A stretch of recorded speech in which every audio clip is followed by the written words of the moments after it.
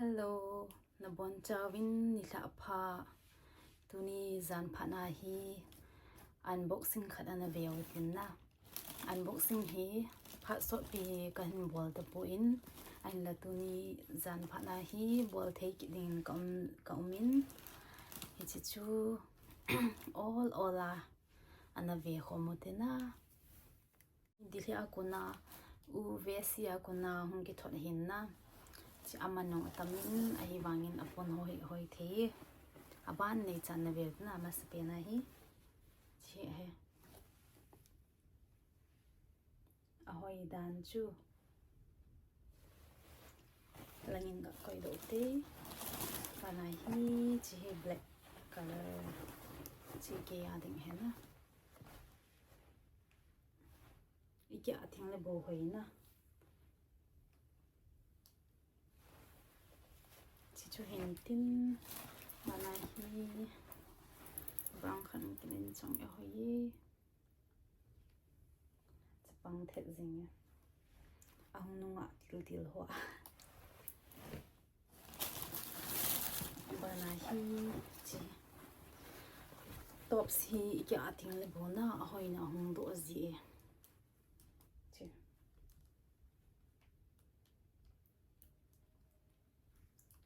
hoi selina na biabo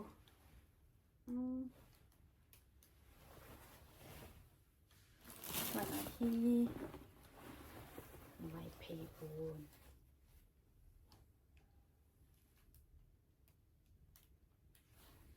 aki ading no he ke lom di dan da ahoi ban song apunang hi ahoi dan silang ya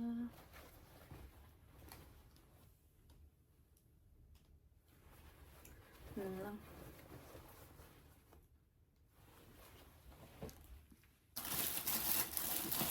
mana hi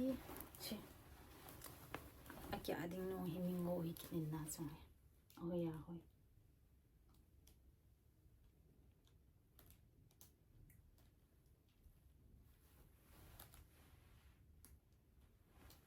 ahoi the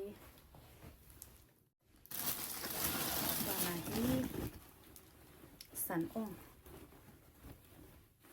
kasi banga chu top sina ite hi mu ovil venale ahoi na umbe selona iki atinga le ahoi ahoi zio iki ating le bo a design hi hoi do zina chilang athupi momongi chiwang hi ale song hina thupi them mo patem ne levo nu aho hin kitso ovin ko hi hoi selana za thi lo mai ti as bu si ko dei bo in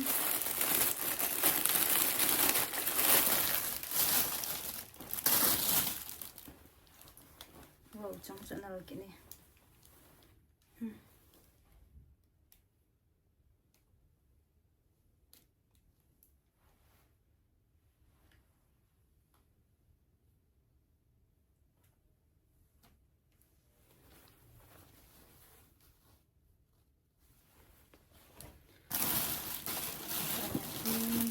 yellow color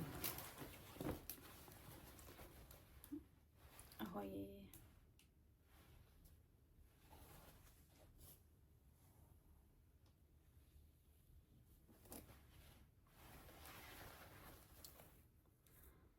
chi hap ta ma sa chung lungai ta in unboxing ko bol go zale na to ko boi ziwal ko bol do the momong lo tunizan pana hi na akon bol do ho ni a chu ave ho in jong ni ta ani le vet lo na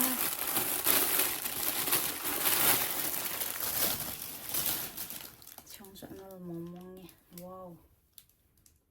san the zingi ki ading no hi ango wa ngo he na mi ngo he ki ading no lom di da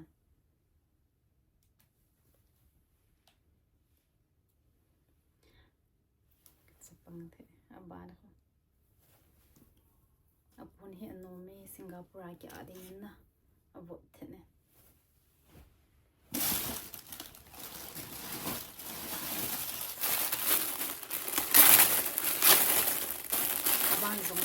về đi ô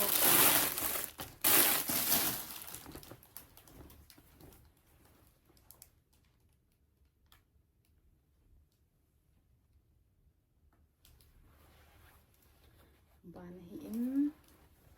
chilang zong aban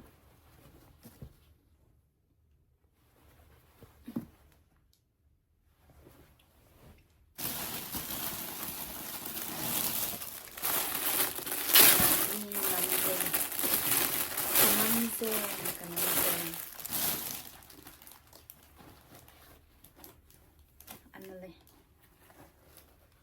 ye chabang kuna ding ahead ahoy ga abia vo nain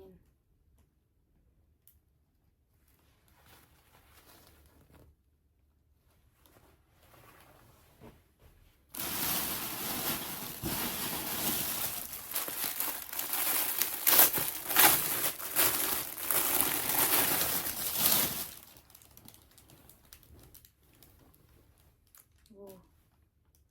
color chu ka kilombo we ahoy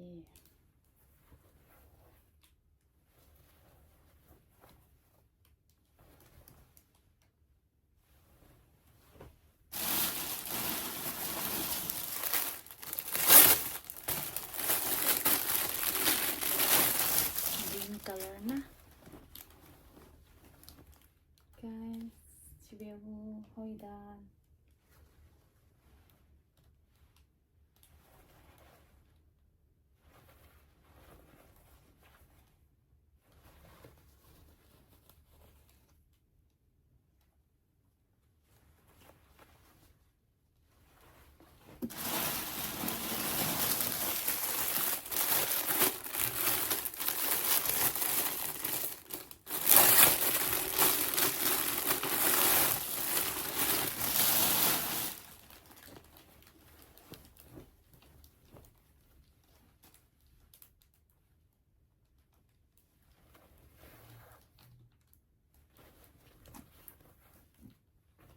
trong hi ki kya la smart di nan nan hi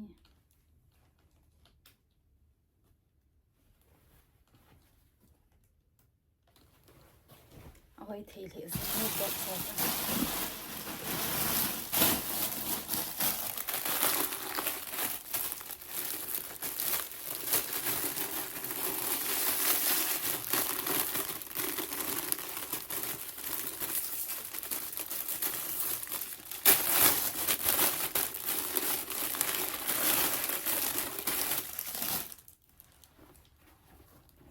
trong oil hi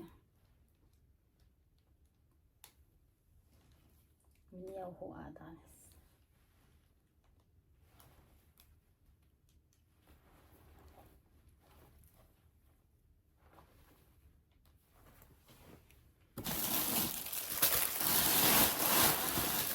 sihi achai na pian na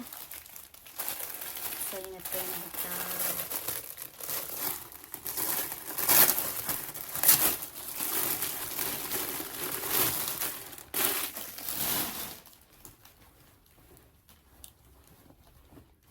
hoidan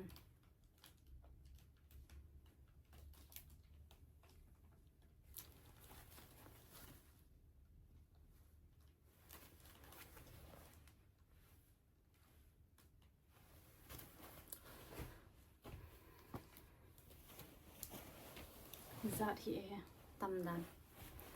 unboxing kan bol na hi chan chui tan tin dong lu ta ka video evet bi hozo se na chung chi wa ki pa thu kan se in ma ban song le ti chun khat le khat ki support to jing ti ti chu kan se nom hin tin im naw mun chin dam sil sil lo te ka ki pa e